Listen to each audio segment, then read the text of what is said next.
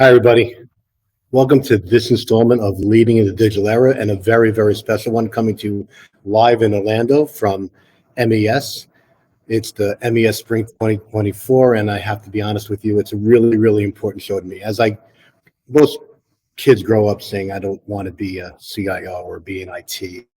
We all want to grow up to be firemen, policemen, and professional sport players. And thinking about the impact technology has on professional sports isn't foremost in mind. I grew up with a baseball glove and a bat and a lacrosse stick and throwing a football and jumping over bushes. And I didn't think about the impact technology had on sports. But as we're all sitting here watching YouTube videos of the NFL draft that just ended, or not seeing a pitch or a basket or a touchdown that hasn't happened without technology, we all know that the impact that technology has on professional sports every day. And with that comes the impact of what we grow to know in the professional technology arena of how technology does impact sports, from what people see in their homes to the security and to the data that we push through there. And that lends to physical security as well, which we now see the convergence of physical and technology security. So it's my pleasure today to bring some forces of technology in professional sports to have a conversation about that. And I'd like my friends to screen with me. First off, I'd like to introduce Jack Thompson from the Indianapolis Colts. Jack, welcome. Hey, everybody. Yep, thanks for having me, Rob. Yes, I'm Jack Jack, Thompson. want to tell us a little bit about you? Yeah, so I'm the information security architect for the Indianapolis Colts. Basically in charge of all things cybersecurity related, working closely, with our technology and physical security partners within the organization. And really just look forward to jumping into kind of how the convergence of all of those three sectors kind of play together within the sports entertainment industry. Thanks, Jack. Welcome. And while I'm, as a Colts fan, and we know where I came from, I have to tell you though that, I am a Manning fan too, but my heart's in New York, my friend. So with that, we'll move a little bit from football and talk a little bit basketball, and I'll bring it, 𝐊𝐞𝐲 with us from the Houston Rockets. 𝐊𝐞𝐲, I'm going to take this off of you in homage to basketball. Hey, how's it going, Rob? It's good to see you, my friend. So my name is 𝐊𝐞𝐲. I'm actually over the IT and telecom department for the Houston Rockets. About 20 years in, I've been doing this, seen a number of changes. I would say that this discussion around the convergence of physical and digital security is definitely one of those topics that is becoming a little more prevalent. I think we've tried to skirt it for years, but it's going to hit us over the head. So we definitely need to make sure that we are in lockstep with our growth. Well, thank you for joining, my friend. And rounding out our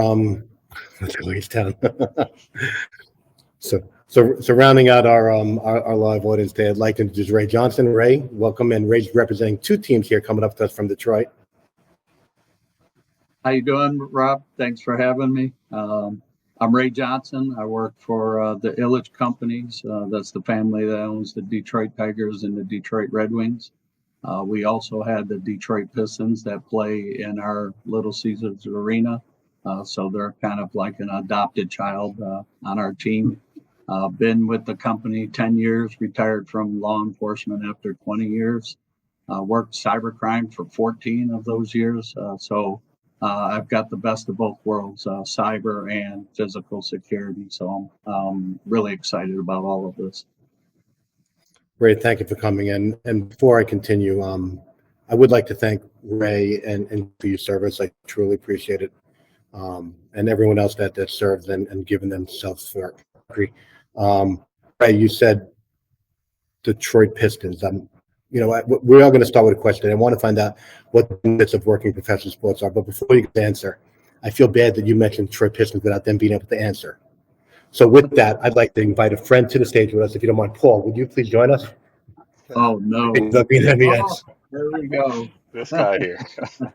Guys, Paul Raby, Vice President of Detroit Pistons. You introduce yourself, if you don't mind? Yeah, Paul Rapier, VP of IT for the Detroit Pistons. Been here about 8 years and oversee anything related to the team for technology. So, Paul, why don't you tell us, share us, please, the benefits of working in professional sports, what you guys do, and, if you don't mind sharing. Sure. Yeah, I mean, being at a conference right now, MES here, not having to explain what my organization does is nice, right? Everybody recognizes the logo, recognizes what we do, so that's cool. And then, I got to give it to the Pistons, working for them, everything they do in the community, and give back to the city of Detroit has been inspiring. It's inspired me to start my own nonprofit and give back in my own way. In addition to that, being on the court, being at the arena, Little Caesars Arena, in the locker room with the team, being a part of that, it's really just amazing to be a part of that. And of course, free tickets, being able to go to any game you want, really, and Unlimited swag. Right. It's always good.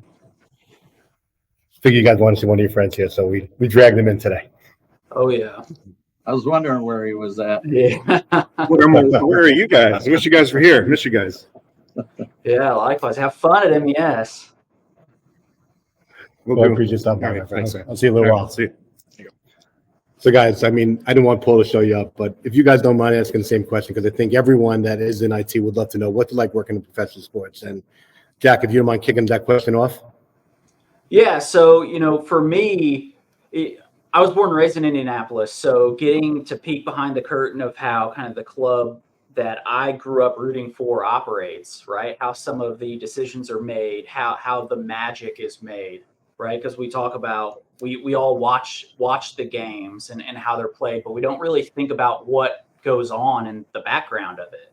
And there's a lot there. I mean, between IT, ticket sales, physical security, football operations, everything. I mean, we're just kind of a piece of the puzzle, and it's been really cool to see what it's like, in the background and how everything actually comes to the culmination of an event, right? And like Paul mentioned as well, really getting to see how much of an impact your organization makes within your local community. Like I said, I was born and raised in Indianapolis, so I've got to see it not only from the fan perspective, but also now internally as well. Thanks, Jack. Ray, you want to take that question next? I'm more on the physical side. Like I said, I came in with a cyber and IT kind of a background. I'm always picking the brains of the guys. I'm always working with them. I've been a long believer of the two should combine. Actually, they are actually combined. You just don't hear about it or really see about it. I think physical side is intimidated by the technology, and then the IT side is intimidated by the physical side. I can agree with that. We need to break that, and we need to work together and realize that we can be very beneficial when we all work together. We're going to talk about that, hit on that today, because I think it's important, especially with advancements in technology and physical security and the importance of data and cyber and physical security. How about you? What's it like working in professional sports for you? Honestly, I love it. It's working for an entertainment company. You gotta love that. My background was more about technology. I was the kid that loved looking at anything that was science fiction, that was basically related to anything sciencey. So being able to mix that with sports has been phenomenal. It's basically two great entertainment avenues that I get to enjoy at the same time. Love it. That's great. And I don't live what you guys live every day, right? So when we in the other sectors, not in sports, we talk about what we do in technology, and we don't look at the outside of our everyday. We don't look at what our community hits. We don't look at, most people in technology, they don't think about what the building next to you is doing or what happens in the community. Can you guys describe a day in the life of an IT leader in the professional sports sector? And if you don't mind including, everyone must think, hey, these are big sports teams. They have unlimited budgets. What is that like to someone like you? And can you start us off here?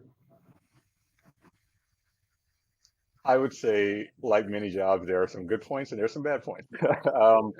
For the most part, they're obviously more good than bad. Otherwise, I would not be here today. But I would say a day in a life is just knowing that there's always going to be a challenge, probably a challenge you're not expecting or anticipating.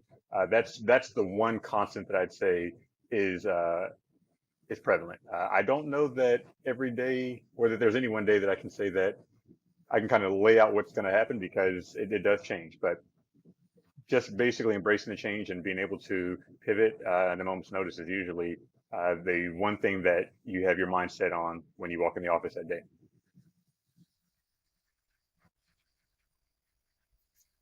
So, Jack, how about you? What's the day in the like in Indianapolis?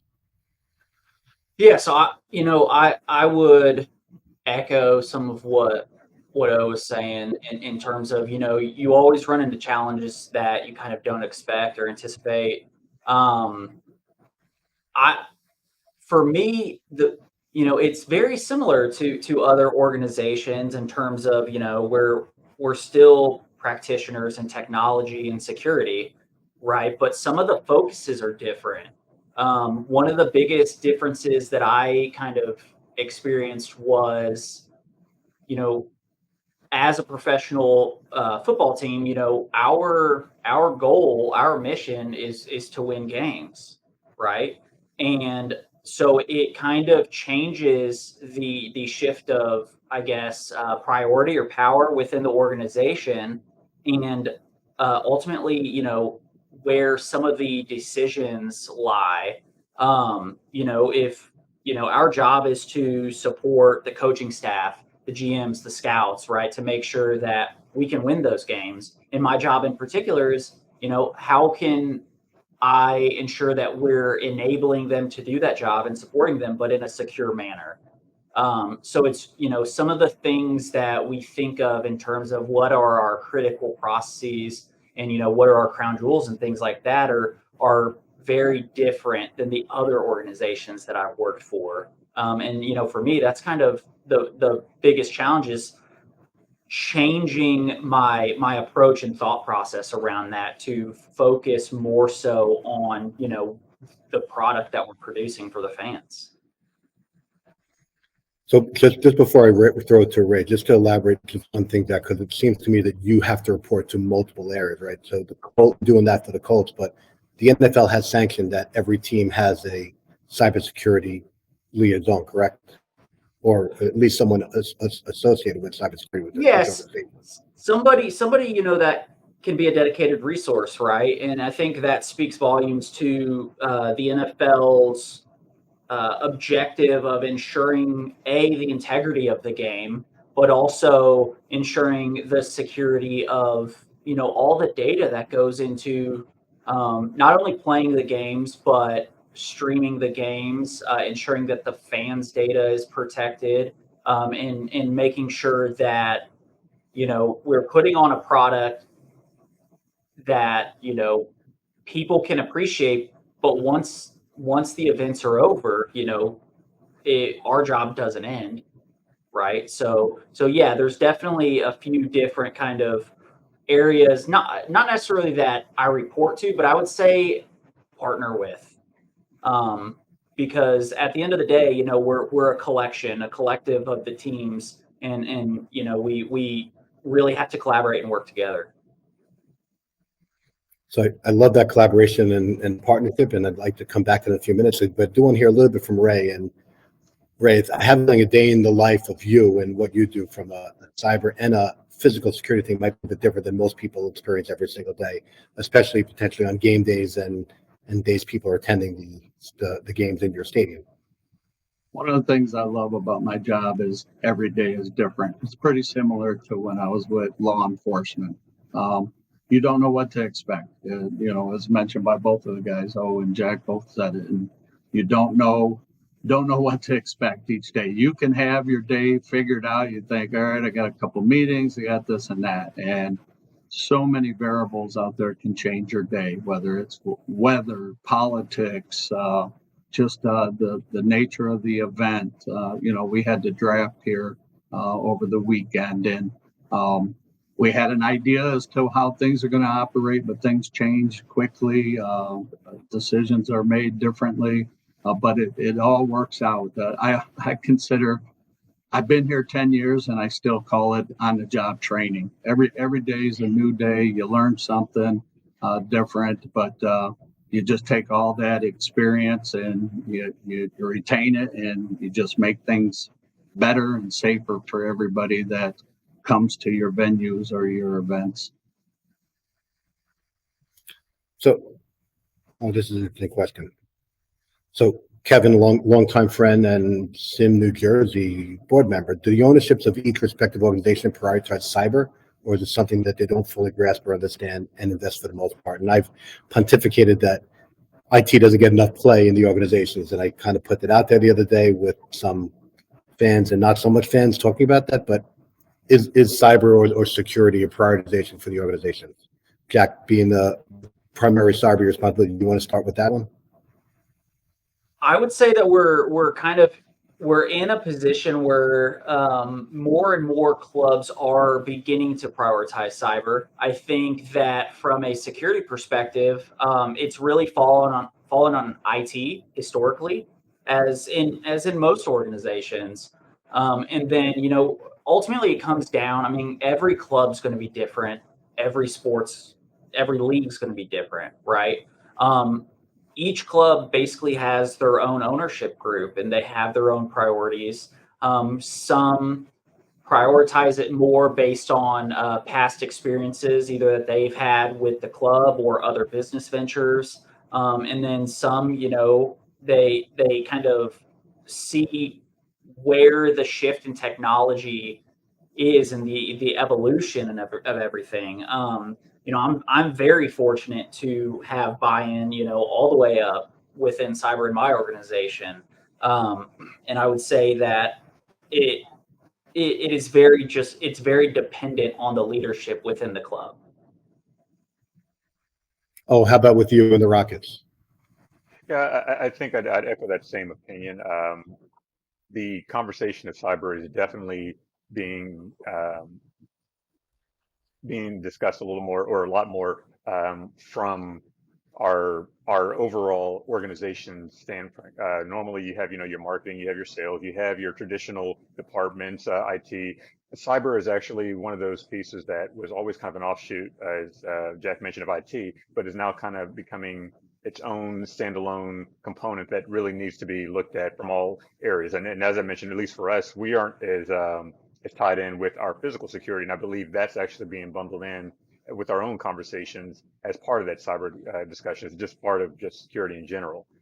But definitely, it is a topic that is no longer just a random one-off. It is also brought up quite often in these conversations.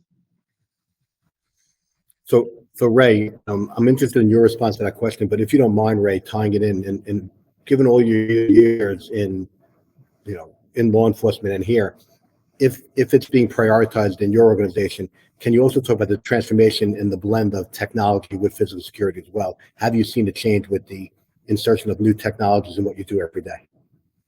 Oh, yeah. So when I first started, this company was a family company, kind of a mom and pop shop when it first started. Me coming from law enforcement in the cyber field, I got over here and I was actually shocked at how lacking cyber was with the organization. Fast forward through the years, it has increased tremendously, and we would have to thank Little Caesars, because we own Little Caesars Pizza, and they've actually implemented a cyber unit that assists all the other companies under the umbrella, and the Detroit Tigers and the Red Wings are two of those companies that they support. As far as cyber and IT involved with physical security, everything we do involves cyber in some form or fashion, whether it's the walk-through metal detectors, the screening process. The walk-through metal detectors have evolved tremendously to where you don't have to divulge anything or divest anything as you're going through. They're getting more sophisticated, more intelligent. A variety of things that we do, the camera systems that we use, the analytics that are involved with the camera systems. I could go on and on as how important cyber and IT are to the physical side, because if we don't work together, it's not going to work. So I keep pushing it, and I love the fact that you guys are starting to push it even more. And I'm just happy to be involved with all this. Looking forward to the future. That collaboration is so critical, and that's. Can you leave that up for a second? I just want to play on what Ray said, and I want to follow up with Jeff's comment, Jeff Jacoby. Ray, I think that's so clear with the collaboration. I've been so blessed to just connect with you guys. I've known, Ray's a new friend. I've known Jack and O for a long time, and the collaboration and what you guys taught me. I was lucky enough with Ad Advisor to sit with O on a strategy session, and Jack and I have been connecting a lot. The collaboration and communication that you're doing internally with IT and physical security cyber has been a great journey that is bringing your communication together. And I've heard in many companies, without that collaboration, there is no growth, right? You operate in silos, you don't move together. And I do think you need more of that. And I do have a question I want to bring to that, but Jeff's comment here is kind of going to lead to that question. So do your cybersecurity responsibility extend to social media? And again, there's players that might go off on their own and do a social thing, and I'm sure they have, but I think this is a really good thing. But does this fall underneath your preview, because there is things that you guys can't control? So is this part of your responsibility from an IT perspective and the team's responsibility? So, do you want to start off with this one? Yeah. Is it our responsibility? Not 100%, but then again, it is, right? It's one of those things that the problem that I see with social media in general is that you're dealing with individuals' personal aspects and not necessarily company data, but there is that kind of that blend of the user that actually is an employee that has a social media side. So the question is, how do you actually regulate that? How do you monitor that? And what do you do in those spaces? I know that there are many solutions that are in place that are trying to address this. I don't know that we've definitely found the solution, but I do know that it is something that is definitely being looked at, because there are vulnerabilities that are left there. If you can't just ignore social media in general. So we just have to figure out, how does that play into our overall business strategy going forward. Jack, are you involved in any of the social media within the Colts and the NFL? Yeah, we are. So not necessarily with players, kind of providing some best practice advice and kind of some cyber hygiene tips and tricks, if you will. But I mean, we don't control the access to the social media platforms for players. We do for our internal Indianapolis Colts social media and mascot social media accounts. As well as providing, I guess, just again more of the best practices. A lot of it comes down to end user just education and awareness, right? We can't control everything. We don't want to. Athletes are very passionate people about their craft, right? And I mean, I'm sure there's clubs. Every club's been put in the position where, like, man, I really wish we could have not posted that or have had a player not post that. But at the end of the day, that it gets people amped up, and it gets people to kind of see what they're dealing with, or how passionate they are about the game, the sport, their job, the team that they're on. So while we don't filter anything, or we're not acting as a middleman, a lot of it is just best practice type stuff. But in terms of Indianapolis Colts proper and league mediums of communication, we do control those. Yes. Ray, does any of this extend to the physical security or even monitoring social media to see if there's anything from a threat perspective to your teams? Oh yeah, we when I first came in for the company, I was really pushing it, and there was several companies out there that provided a tool to help you search social media for specific comments or keywords and things like that. Unfortunately, some organizations went after those companies on privacy issues, which ended up causing some problems. But I look at it as searching social media posts is almost having like free surveillance out there, where you have people doing your dirty work for you. So take advantage of it. See what's being posted. If it is being posted and it's visible, obviously it's not private. Private, you wouldn't see it. So I would love to see a tool that would be allowed to where we can search these social medias for possible dangers. But that's something I guess it'll happen hopefully down the road. But yeah, searching or monitoring social media sites and posts and everything, that's huge for all parties involved at an event, whether it's marketing, security, guest relations, all that. Social media plays a very big role in today's events. Sounds good. Another one from Kevin from PRI. If a cyber incident occurs, does the league deal themselves, or is it solely the team's responsibility to provide a solution? So, Jack, why don't we just hit you on this one from a cyber perspective? Is it yours or the league's responsibility? Yeah, so I can speak from the perspective of the clubs in the NFL. So the option is there to lean on the league as a resource. Their global security operations is fantastic. They do a lot of good work on identifying, assessing, and kind of disseminating cyber threat intelligence and providing additional resources for the clubs, on a daily basis, but especially in the event of a cyber incident, right? Again, it goes back to that collaboration and partnership where we, as the club, the respective club, would be responsible for it, but we wouldn't have to deal with it alone. Okay. Thanks, Jack.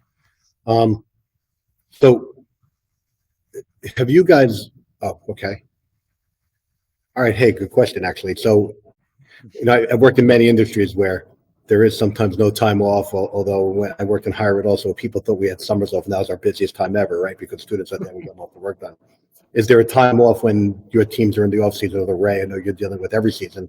But how about, is there an off season? And do you have an off season? Not on our side. As soon as the Tigers are done, the Pistons and the Red Wings are starting back up. So it's like Groundhog Day every day. How about you? Is there an off season for you? There is an off season in name, but in actual practice, I don't necessarily know there is one. No, we tend to find that our busiest times they vary throughout the year, but I would say even at the end of the actual season for the team, we're in our planning mode for the next season, and so usually we have a small window between seasons to kind of get any major projects done, and so really the off season is a full sprint before the next season to make sure that everything that we wanted to get done that we could not get done in the previous season is addressed. So yes, there is one, but it's just as busy as the regular season. And by the nature that we're a week off of our normal schedule because Jack had to deal with the draft, Jack, is there an off season? So, we have an off season, but even still, the off season isn't really a time off necessarily for players. They have OTAs, they have training camp, you have the draft and all the other things that kind of go into it.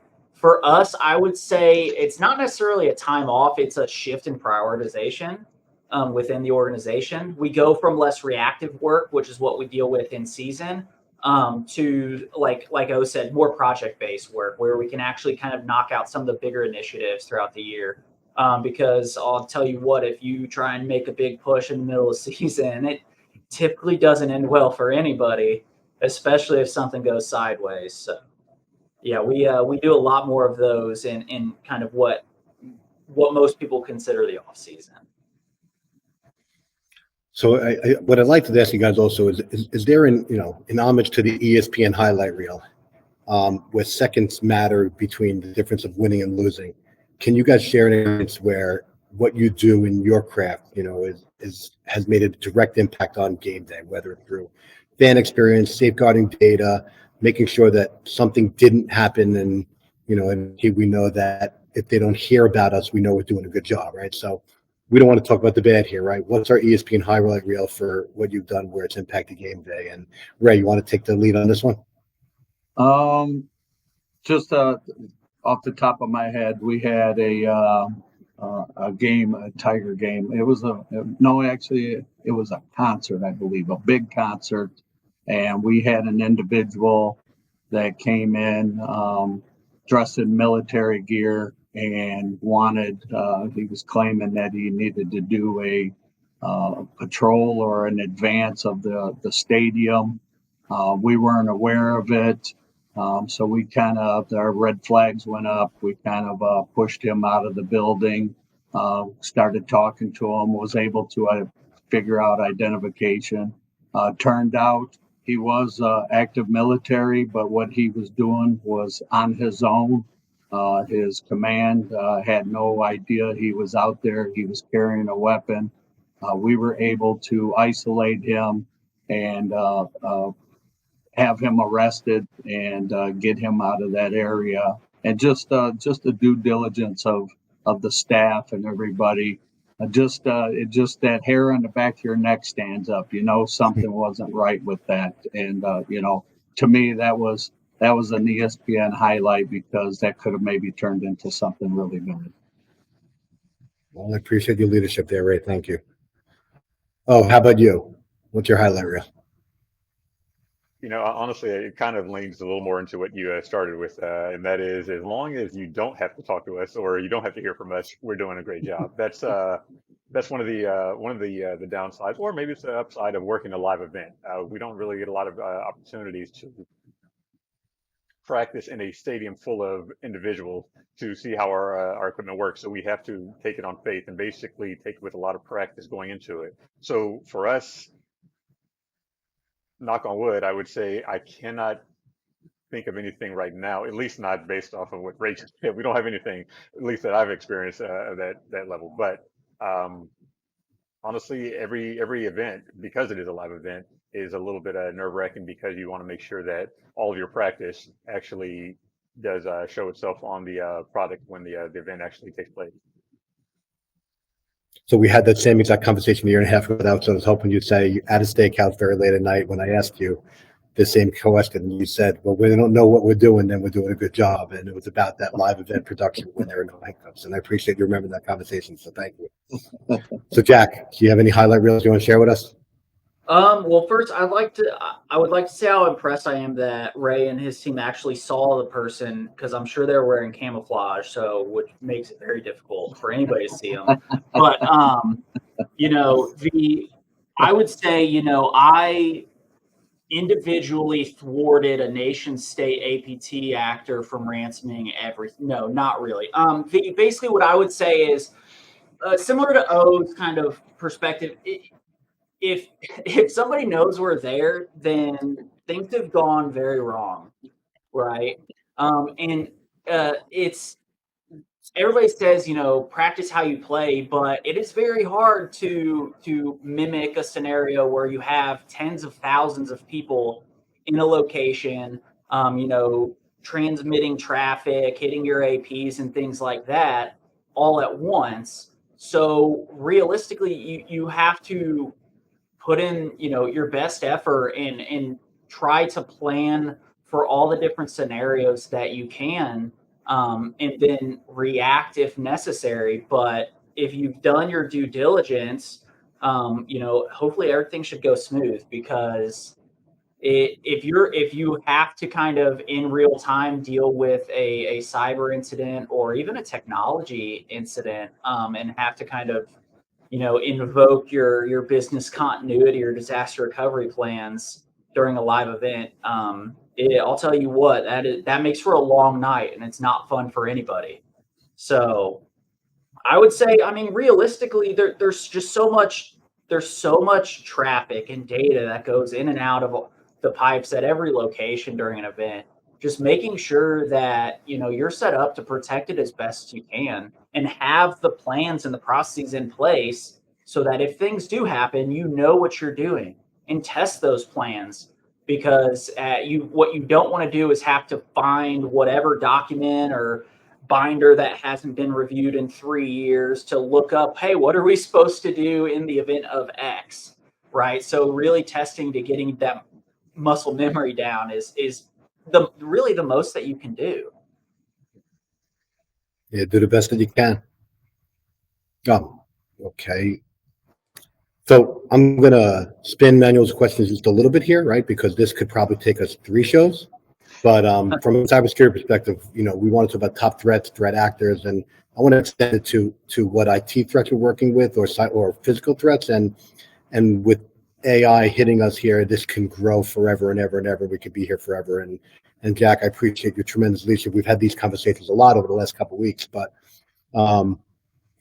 guys, what is your biggest threat you've seen lately? And it could be and because I have 3 gentlemen here that serve 3 different areas of their organizations, with O taking all over IT, Jack Cyber, and Ray for security. There's a big thing here, and then from here, I'd like to hit that collaboration. But let's start with O. What's your biggest threat you see on a daily basis right now in your organization, from a technology perspective? Honestly, I would say my biggest threat is not really even technology related. It's really education. That's really what it comes down to. It's the end user that needs or is requiring more education. And that is where we kind of run the line. Okay, are we doing enough to educate them? Or are they actually receiving the information that we are trying to provide? Because the threats are coming from all over the place. They're coming in varied ways. So there's not really one area that we're looking at. It's just being able to empower our users to be able to see and realize that, hey, something isn't quite right here. You don't necessarily need to know what it is. Just identify that something is out of the ordinary and let us know, so then we can kind of look into it. And so I believe that understanding from the end user is really where we are struggling a little bit to try to bring our organization, or at least our individual users, to understand how prevalent the threats are and what we can do to kind of mitigate them. So interesting that outside looking in and wanting to work in professional sports, almost everybody in IT that ever played sports, they're just like us, right? Because I think that's a common theme across everyone who's trying to adopt AI and everything right now. Right? But it's no different in everyone. It's hard right now. We're trying to keep up with how do we educate, how do we teach people what AI really means, or what it means to digitally transform something. And I appreciate that insight. Oh, thank you. Jack, how about you? Yeah, I'm glad I didn't have to say it first in terms of being legal, but I would say it is a combination of the fact that we're not outside of crown jewel events, right? The big premier events, which extra precautions are taken for those, but outside of those, we're not necessarily actively targeted, right? I mean, we're targeted by the shotgun approach, cast a wide net type phishing attacks and things like that. And with those, it takes some end user interaction to kind of allow those to play out. And as O said, I mean, it comes down to end user training on what not to click, end user training on should I even be doing this on my company, my organizational assets.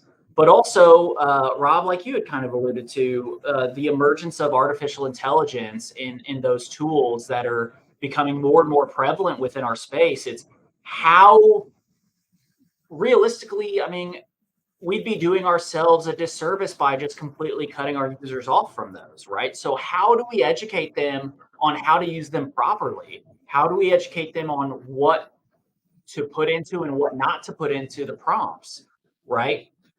So, we can talk until we're blue in the face, and everybody says, communication is key, but realistically, comprehension is key. So if we talk to our users and educate them, unless they actually understand what we're trying to teach them, and we can bring it back to how it applies to kind of their day-to-day activities and how it can be actually put into practice by them, we're really not going to get much out of it. So I would say it's just, again, educating our users on not just what they're doing, but what could potentially be targeting them. What would they be seeing as a person in the finance department or the HR department, right? Are they looking at, don't open up random PDF or docx resumes that get emailed directly to you that are outside of your HR system, right? Don't enter in your creds to view random PDF invoices and things like that, right? How do you bring it back to what they're actually doing day to day to really get it to stick in their minds? A good point. And it's hard to, I think that's a challenge we all face every day. Ray, what are you seeing in your space? And for education is a thing, but Same thing. Education, the end user is our biggest concern, because threats happen every day. New threats come out every day. Most of those threats can't hurt you unless a end user ends up clicking on something or downloading something. That's when the problems happen. So educating your staff to make sure that your first line of defense is covered, that's huge. And we do that here.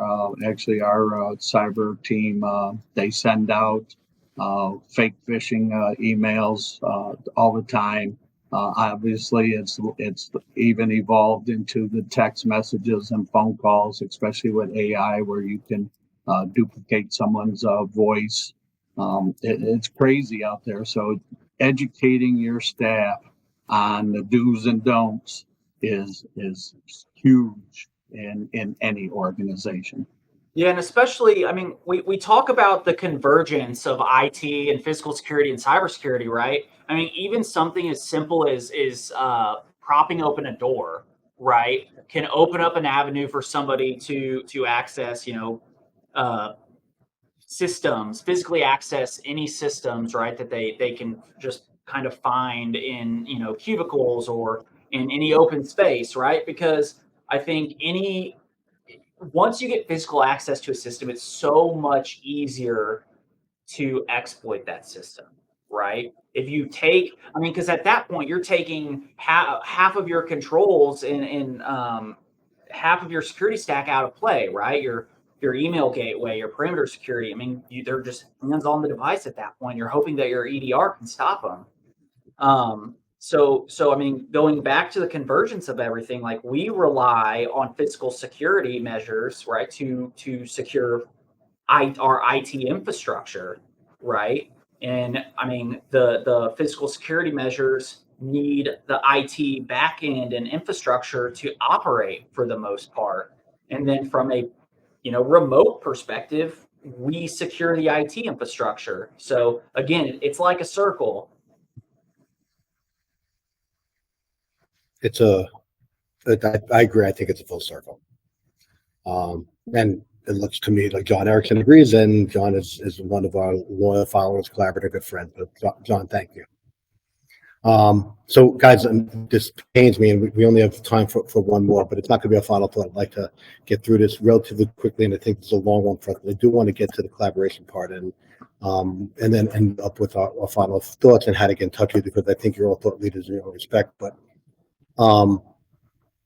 collaboration, right? And there's sports has to be a culture of innovation, right? If everything's not moving at a rate faster than the teams are going to move, and faster than the fastest runners in your org are better, right? There has to be change, evolving, and being pushed with you guys constantly. But if we're talking about physical security, cybersecurity, technology in your organizations, that if it doesn't move fast, it's going to suffer the product you're putting out. At the end of the day, the product has got to be great. How do you guys make this work with everything you're doing? We're talking about changing physical security and technology. How do you make it work with an organization where you're not the top billing? Your name's not on the marquee. What are you doing to get your voices heard in the organization? What are you doing to make sure that you have a voice at the table? How do you make this work every day when you're not that franchise players? And in my respect, I think you should be. So, Ray, do you want to kick this off for us? So I kind of, being that my name's not on the marquee, how I make my name, put my name out there or make my impression felt is educating myself, understanding how everything operates, getting to know everybody involved in whatever event it is, from your crowd managers to your custodians, all the way up to VPs. I talk to everybody like we're all the same. We're all on the same page. We're all in with the same goal, and that is to keep our venue safe, keep our team safe, keep our spectators and guests, fans, colleagues. We want to keep everybody safe. If you were to ask every organization that has some type of event, that's probably the number one thing, is keeping them safe, because if they're not, they won't come back. It's going to give you negative press. We know every organization works very hard at keeping their brand clean and respectable. And if we allow something bad to happen, our name will be on the sewer cap and not on the marquee. So I definitely try to do everything I can to make sure that everybody's safe, has a good time, and we all get to go home at the end of the night to see our families. Great. Thank you for doing that. Jack, how about you? Yeah, like Ray had said, it's really about understanding the rest of the goals of the other business units and how they operate. Because for me, I can't just be a blocker, right? I can't just be the no guy. I need to understand what they're trying to do, and what they need to do to be able to accomplish their department's goals. But how can we look at it from another perspective and ensure that we're doing it in a secure manner, right? And that's the biggest thing. It's a conversation. Again, going back to the collaboration piece, it's how can I help you do what you want to do, but keep some form of left and right limits on it, right? And through that, it's building trust, taking the little wins as they come, right, and building that trust relationship with all the different business units, so that your input is heard, so that you're not just being written off as, hey, don't tell the security guy who's kept down in the basement because he's not going to let us do anything fun, right? It's no, I want you guys to have fun. I'm not the productivity police. I'm not the no guy. I'm just here to make sure that we understand the risk that's involved in things and present that risk to you guys, and then you make the decision yourself, right? And then tying it back in to the overall mission of the organization. We're here to win football games, right? So what are our crown jewels in terms of data? What are our critical processes, and then how do we kind of prioritize those, and then also ensure that what other people are doing don't negatively impact those. Thank you, Jack. Oh, you want to round this one out? Yeah, sure. I mean, I actually will echo what both Ray and Jack were saying, that getting to understand what the other business units are doing has become a lot more critical in this day and age. Some of the concerns that we run into are just the fact that the accessibility of technology it's just too easy for other individuals to basically get other solutions into place. And especially as we're talking this convergence with security, we're now doing more things with digital than we used to before. Digital wallets. We're talking about the accessibility of every aspect of the fans' engagement when they're in our arenas is being turned into a digital point. And so for individuals like myself who are mostly technology related, we need to understand the security implications of this new technology. And that only happens when we understand what they're working on. Not, hey, here's a solution we want to use. Oh, can you help us run this out? We need to understand, I think as Jeff put it out, what is it you're trying to use this for? How are you trying to use it? What are your expectations behind it? Understanding that helps us to basically set our own roadmap to know where we need to kind of focus our attention to. And I think, especially with as I mentioned before, the ease of use to adopt new technology that doesn't necessarily need to run through the IT stack, makes it a little more important for us to be on those front lines when those plans are being made, when those decisions are coming to the table. That's great. And I think pushing that collaboration amongst you and your teams would be great. And I know we're at a little time here, and But I'm going to ask you guys just how we can get in touch, how I can follow you, and maybe if you have any predictions for the season, that'd be great. But before I do have to tell you guys that I wish you were here at MES with me. Tracy Fisher did say that we all have to get up to Detroit and try Detroit pizza. She didn't say anything about New York pizza when I told her I was doing this. So Ray, I think we'll come up for a game soon. So those tickets, we have to get some for the four of us. We'll do a game at and see maybe a Tigers game. I got you covered. Guys, thank you. If anyone wants to reach out to you, what's the best way you want? Ray, any way we can follow you, LinkedIn, or is that the best way to get in touch with you? My email, my phone. If somebody wants it, I can share it. However, I'm always available. I'm available 24/7. So my LinkedIn, I'm on LinkedIn. I should be attached to this presentation. So if you want to reach out to me through LinkedIn, you could do that as well. Thanks, Ray. Oh, how about you? About the same. I don't necessarily have much of a social media presence these days, but LinkedIn is probably where mine lies. Email, phone. I don't know how we're sharing that here, but basically, yes, that's probably the best way to get in touch with me. Thanks, so. And Jack, as your LinkedIn game is ramping up. I haven't updated my MySpace in a while, but I think LinkedIn is probably the best one for me as well. Well, guys, thanks. Stick around for a few minutes. We're going to talk real quick after the show. Everybody, thank you for joining us. I do think we only hit a fraction of our questions, so we'll get them out on LinkedIn, and I'm going to trick these guys into doing another one with us very soon. It was nice to have two guys here from Detroit, and I'm going to go out and find Paul and thank him personally. We'll all get together in Detroit, and we'll do something else real soon. So thanks for doing this. Like a plan. Thank you. Thanks, guys. Thanks for joining Leading in the Digital Era, hosted by Robert Field. Look for more Leading in the Digital Era, presented by the Institute for Digital Transformation, coming to a LinkedIn Live session soon. Can't join Robert for the live session? You can catch the replay anytime on our YouTube channel.